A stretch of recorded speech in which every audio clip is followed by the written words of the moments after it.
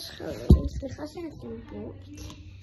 והיום אני רוצה ללמד אתכם איך מכינים חרב. למרות שלימדתי אתכם איך מכינים חרב, אבל עכשיו חרב יותר יפה. חרב פיראטים. אז החוק הראשון הוא להתחיל מהקצה הזה.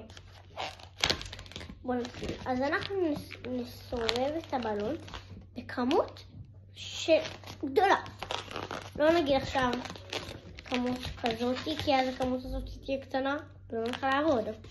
וגם לא בכמות כזאת, כי אז לא נוכל לעבוד. יש סיבה שלא נוכל לעבוד. אז נעשה במקסימום שלנו. אחרי זה נעשה אחד יותר קטן.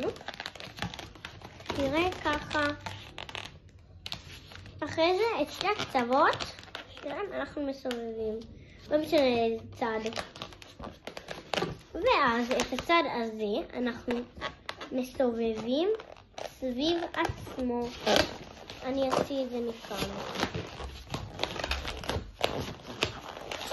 ואז את הקצה הזה אנחנו בעצם נסובב סביב החור הזה שסובבנו אותו. אחת, שתיים, שלוש. אפשר גם 4, 5, 10. אני אעשה בערך 4.